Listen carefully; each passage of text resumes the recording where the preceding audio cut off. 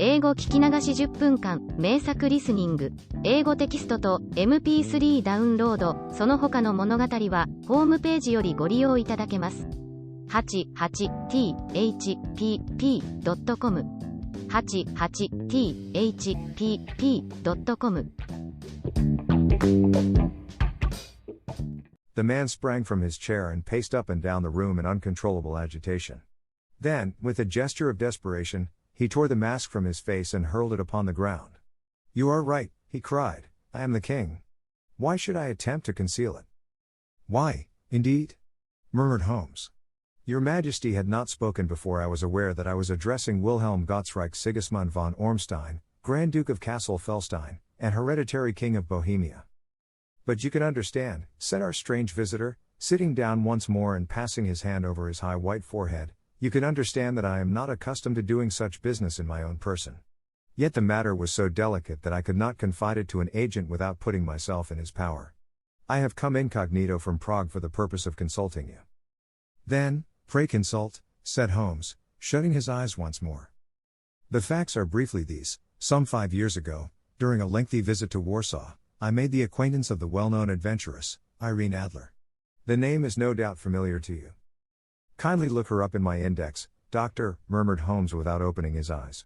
For many years he had adopted a system of docketing all paragraphs concerning men and things, so that it was difficult to name a subject or a person on which he could not at once furnish information. In this case, I found her biography sandwiched in between that of a Hebrew rabbi and that of a staff commander who had written a monograph upon the deep-sea fishes. "Let me see," said Holmes. Born in New Jersey in the year 1858. Contralto, La Scala, Prima donna Imperial Opera of Warsaw, yes. Retired from operatic stage, Living in London, quite so. Your Majesty, as I understand, became entangled with this young person, wrote her some compromising letters, and is now desirous of getting those letters back." "Precisely so. But how? Was there a secret marriage?" "None." "No legal papers or certificates?" "None." "Then I fail to follow your Majesty. If this young person should produce her letters for blackmailing or other purposes, how is she to prove their authenticity?" "There is the writing." Pooh. Forgery." "My private notepaper." "Stolen." "My own seal." "Imitated." "My photograph." "Bought." "We were both in the photograph." "Oh, dear. That is very bad. Your Majesty has indeed committed an indiscretion." "I was mad, insane." "You have compromised yourself seriously." "I was only Crown Prince then. I was young. I am but 30 now. It must be recovered. We have tried and failed. Your Majesty must pay. It must be bought." "She will not sell." "Stolen, then." 5 attempts have been made. Twice burglars in my pay ransacked her house. Once we diverted her luggage when she traveled. Twice she has been waylaid. There has been no result." "No sign of it?" "Absolutely none." Holmes laughed. "It is quite a pretty little problem," said he. "But a very serious one to me," returned the king reproachfully. "Very, indeed. And what does she propose to do with the photograph?" "To ruin me." "But how?" "I am about to be married." "So I have heard."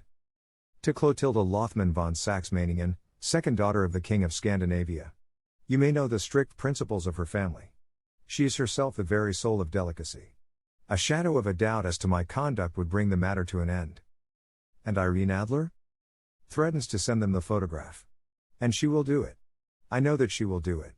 You do not know her, but she has a soul of steel. She has the face of the most beautiful of women, and the mind of the most resolute of men. Rather than I should marry another woman, there are no lengths to which she would not go, none." "You are sure that she has not sent it yet?" "I am sure." "And why?" "Because she has said that she would send it on the day when the betrothal was publicly proclaimed. That will be next Monday." "Oh, then we have 3 days yet," said Holmes with a yawn. "That is very fortunate, as I have 1 or 2 matters of importance to look into just at present.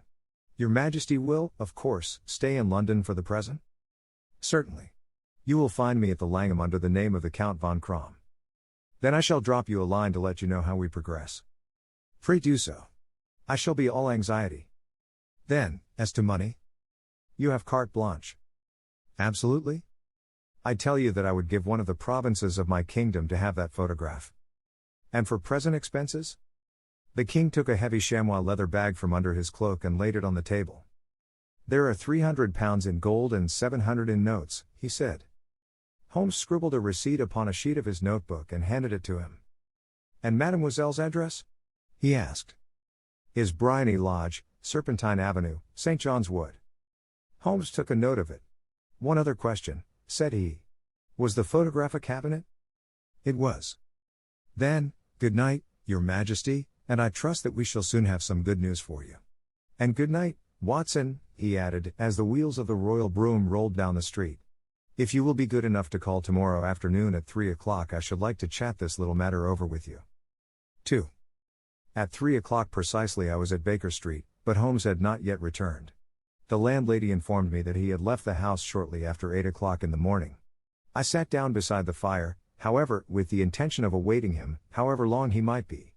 I was already deeply interested in his inquiry, for, though it was surrounded by none of the grim and strange features which were associated with the two crimes which I have already recorded, still, the nature of the case and the exalted station of his client gave it a character of its own. Indeed, apart from the nature of the investigation which my friend had on hand, there was something in his masterly grasp of a situation, and his keen, incisive reasoning, which made it a pleasure to me to study his system of work, and to follow the quick, subtle methods by which he disentangled the most inextricable mysteries. So accustomed was I to his invariable success that the very possibility of his failing had ceased to enter into my head. It was close upon 4 before the door opened, and a drunken-looking groom, ill-kempt and side-whiskered, with an inflamed face and disreputable clothes, walked into the room. Accustomed as I was to my friend's amazing powers in the use of disguises, I had to look 3 times before I was certain that it was indeed he. With a nod he vanished into the bedroom, whence he emerged in 5 minutes tweed-suited and respectable, as of old. Putting his hands into his pockets, he stretched out his legs in front of the fire and laughed heartily for some minutes. Well, really? He cried, and then he choked and laughed again until he was obliged to lie back, limp and helpless, in the chair. What is it? It's quite too funny. I am sure you could never guess how I employed my morning, or what I ended by doing. I can't imagine. I suppose that you have been watching the habits, and perhaps the house, of Miss Irene Adler. Quite so, but the sequel was rather unusual. I will tell you, however. I left the house a little after 8 o'clock this morning in the character of a groom out of work. There is a wonderful sympathy and freemasonry among horsey men. Be one of them, and you will know all that there is to know. I soon found Bryony Lodge. It is a bijou villa, with a garden at the back, but built out in front right up to the road, 2 stories. Chubb lock to the door. Large sitting room on the right side, well furnished, with long windows almost to the floor, and those preposterous English window fasteners which a child could open. Behind there was nothing remarkable, save that the passage window could be reached from the top of the coach house. I walked round it and examined it closely from every point of view, but without noting anything else of interest. I then lounged down the street and found, as I expected, that there was a mews in a lane which runs down by one wall of the garden. I lent the ostlers a hand in rubbing down their horses, and received in exchange 2pence, a glass of half and half, 2 fills of shag tobacco, and as much information as I could desire about Miss Adler, to say nothing of half a dozen other people in the neighborhood in whom I was not in the least interested, but whose biographies I was compelled to listen to. And what of Irene Adler? I asked. Oh, she has turned all the men's heads down in that part. She is the daintiest thing under a bonnet on this planet. So say the Serpentine Muse, to a man. She lives quietly, sings at concerts, drives out at 5 every day, and returns at 7 sharp for dinner. Seldom goes out at other times, except when she sings. Has only 1 male visitor, but a good deal of him. He is dark, handsome, and dashing, never calls less than once a day, and often twice. He is a Mr. Godfrey Norton, of the Inner Temple. See the advantages of a cabman as a confidant. They had driven him home a dozen times from Serpentine Mews, and knew all about him. When I had listened to all they had to tell, I began to walk up and down near Bryony Lodge once more, and to think over my plan of campaign. 英語聞き流し10分間、名作リスニング、英語テキストと MP3 ダウンロード、その他の物語は、ホームページよりご利用いただけます。88thpp.com 88thpp.com